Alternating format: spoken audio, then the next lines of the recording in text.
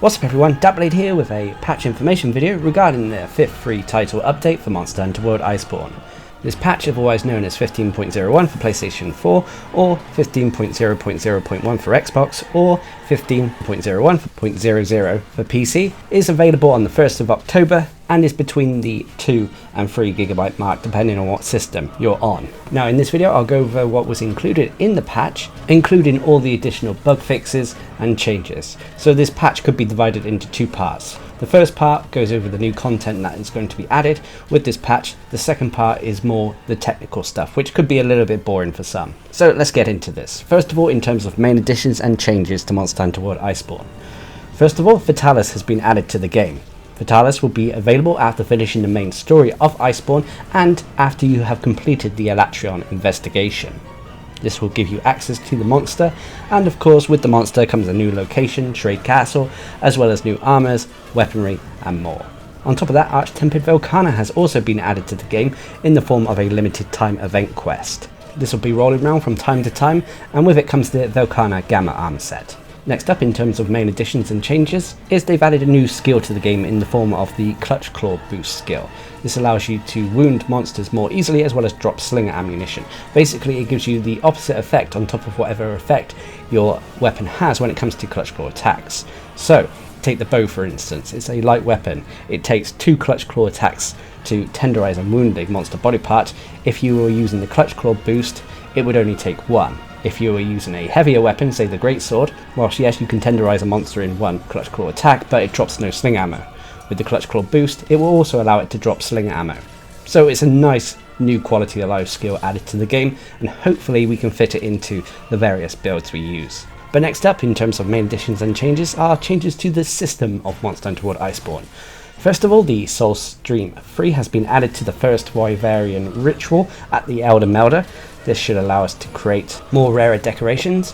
You can now use rarity 9 decorations and higher as materials at the Elder Melder. This is probably thanks to the Soul Stream 3 being added to the game. At the Elder Melder you can also now craft certain decorations, certain rare decorations. These include the Elementalist Jewel, Shield Jewel, Sharp Jewel, Dragon Seal Jewel, the Mighty Bow Jewel and Mind's Eye Jewel.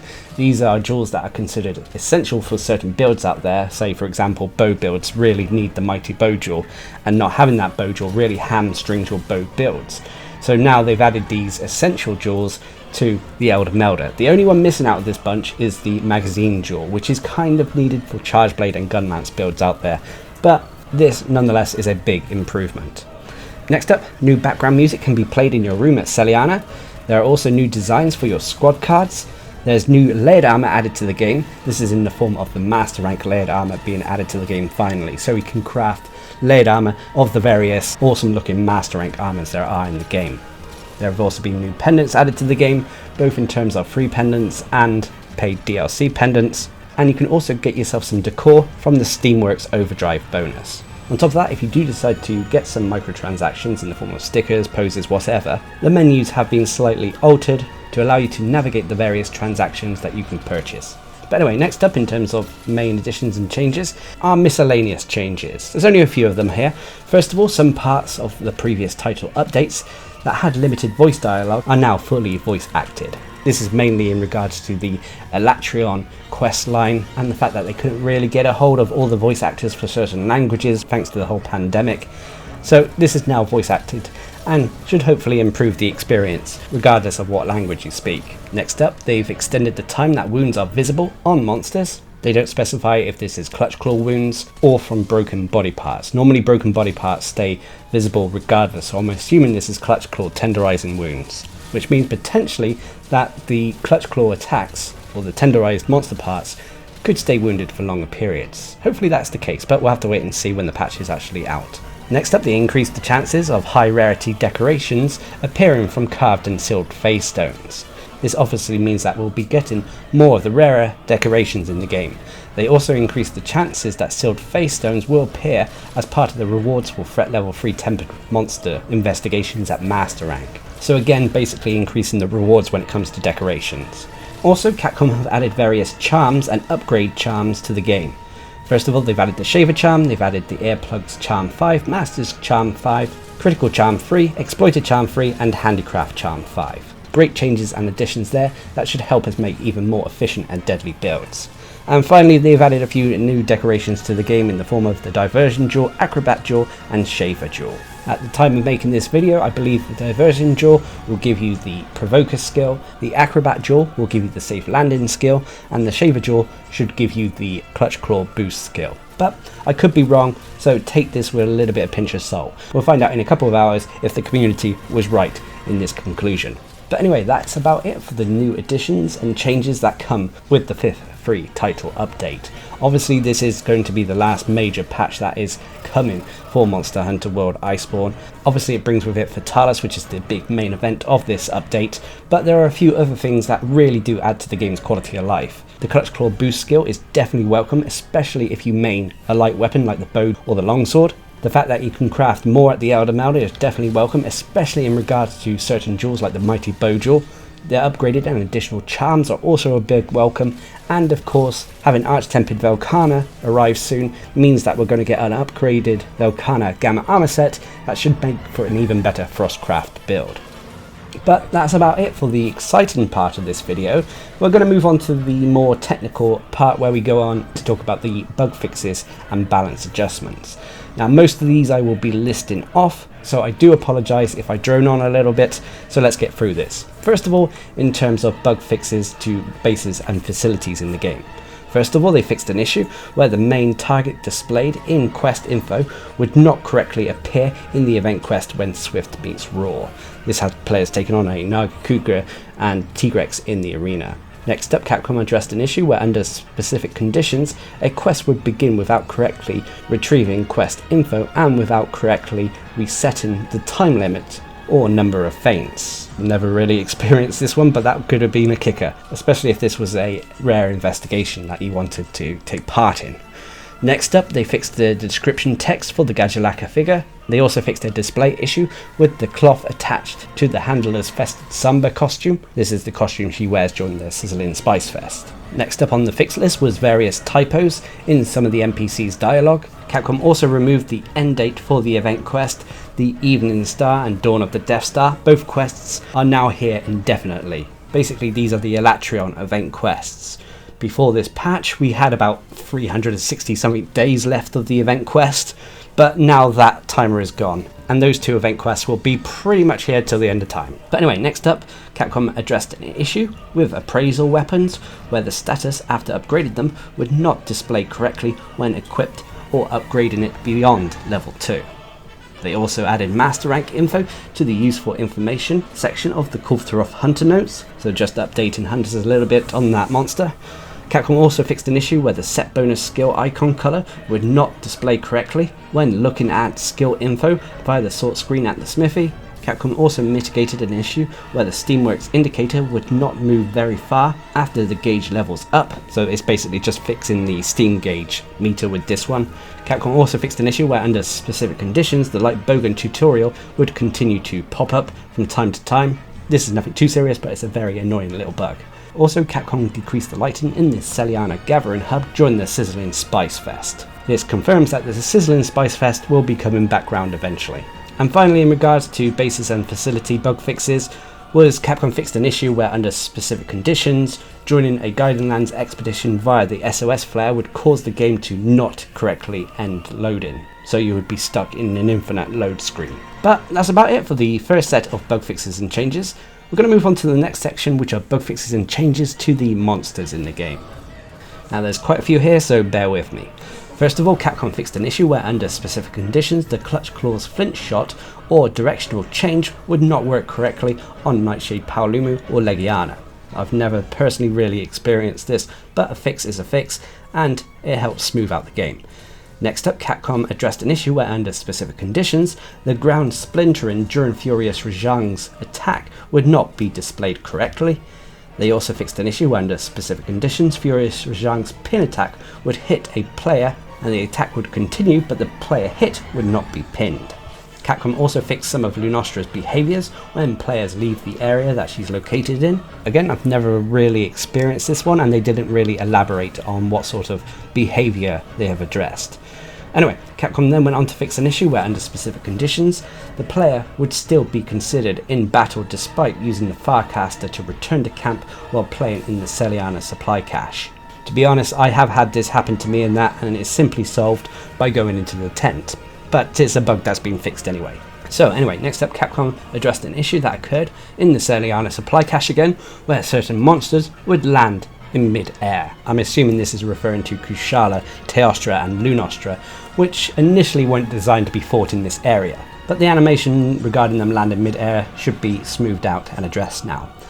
Anyway, the Capcom then tweaked the Dragon Razor in the Miscellaneous supply cache so it would not obstruct monster movement. They also reduced the blinking effect that occurred during Elatrion's Escation Judgment. This, to be honest, could have been a fix that they've added to the game more to reduce any sort of epileptic consequences that the blinking effect could have, but it doesn't go into much more information than what it says here. Anyway, Capcom then went on to fix an issue where Elatrion's Escation Judgment damage would not occur correctly when a quest member disconnects under specific timing. So an exploit there to avoid the ultimate that I actually never knew of. Anyway, Capcom went on to then fix an issue where under specific conditions, the puddles created by Elatrion's attacks will not be displayed correctly.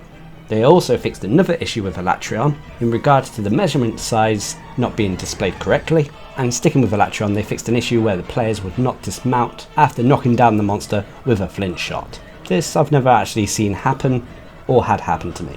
But anyway, let's move away from Elatrion. Next up, they've added a unique effect that occurs when Velkhana's power is sealed via Elder Seal. This is going to be interesting to see what it is, but I never really used dragon weapons and thus Elder Seal against Velkhana. I mainly stick to fire and blast weapons. Anyway, sticking with Velkhana, they tweaked her behaviour after it performs its ice breath under certain conditions. They didn't specify much more than what's written here. They also fixed an issue with Velkhana's ice pillars having a hard time appearing on certain terrain types.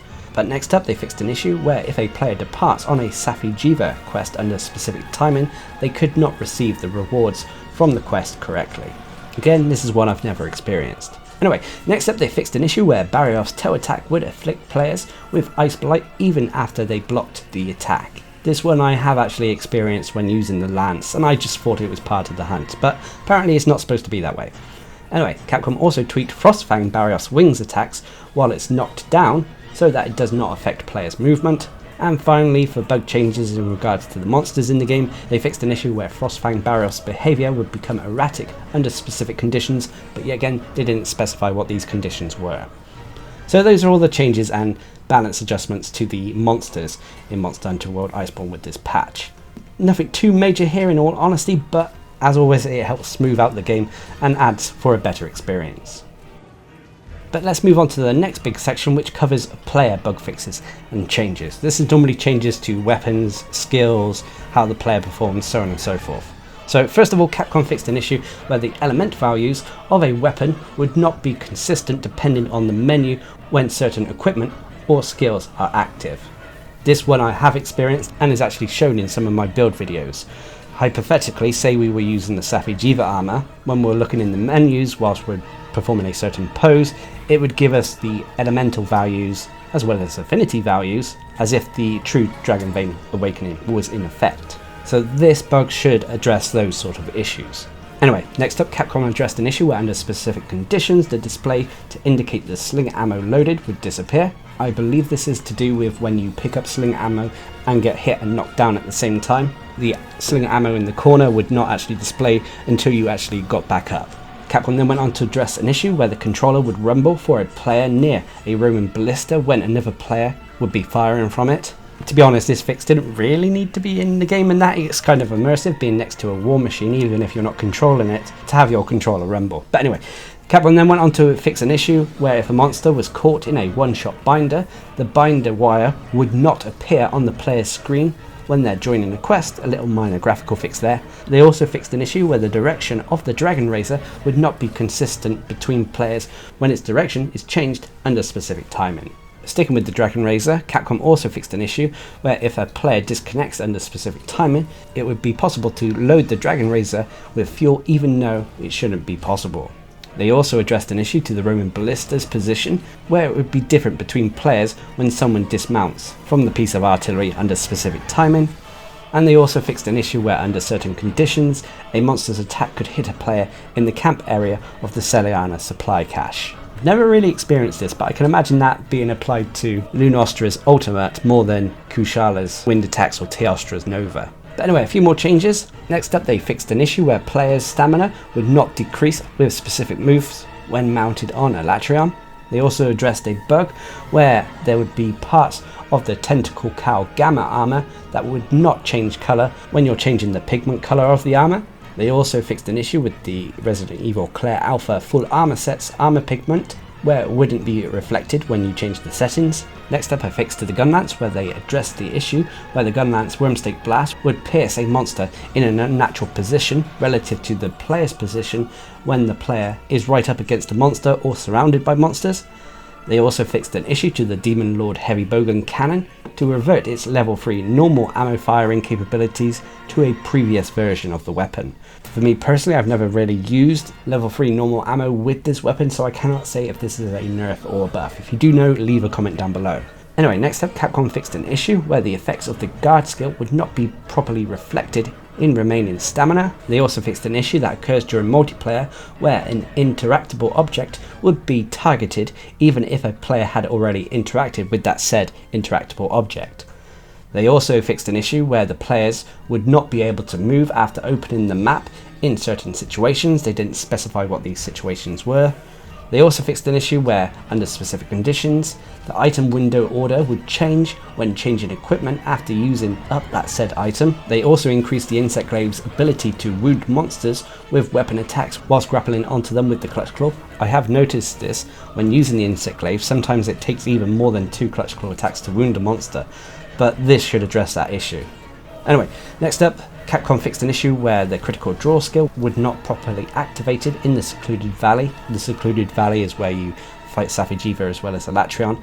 And finally, for player bug fixes and changes, they fixed an issue that caused some gun lancers to perform their Wormstake Cannon and Wormstake Blast in the opposite direction to what the player is facing. So there we have it. Those are all the changes in regards to players in the game. Let's move on to the final section, which are miscellaneous bug fixes and changes. These are normally minor things, namely graphical changes or text changes, so on and so forth. So first of all, the item Pilot Hair Ticket was renamed to the Shepherd Hair Ticket, and its description text was also updated. They also fixed an issue that occurred in the quest, the Eternal Gold Rush, which is Master Rank Kovturov, where the battle music would continue to play even after the quest was complete. I've had this happen to me numerous times on stream, so I'm glad this is fixed. It wasn't a huge annoyance, but nonetheless, this is one I experienced lots of times, so it shouldn't happen anymore. Next up, they fixed an issue where the right analog stick would control the camera whilst in the colorblind setting menu. They also fixed an issue where certain steps would give you an item you could not normally carry. I don't know what they're referring to here because I've never experienced it. Also, they changed the guild card title you receive after slaying Elatrion from Dragon to Element, as it was a duplicate title. Capcom also addressed an issue where the Lucky Voucher effect would, in rare cases, not be reflected properly. And finally, Capcom fixed an issue where players couldn't return to the game screen when using the Surveyor set. Now, there were other additional miscellaneous bug fixes, but these are minor things that have not been listed here, as what happens with most Capcom patches. But there we have it. Those are all the technical changes and fixes that have come with patch 15.01.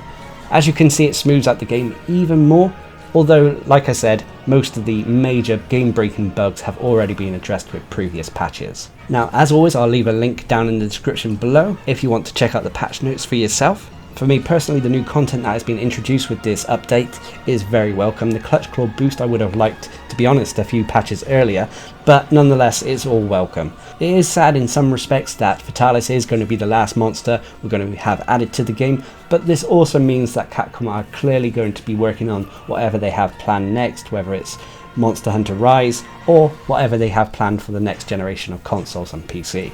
But as always, we'll have to wait and see. But anyway, what are your thoughts? Leave a comment down below, and until next time, I've been Darcblade, bringing you a patch information video regarding the 5th free title update for Monster Hunter Iceborne. Hope you enjoyed the video, thanks for watching, subscribe and like for more.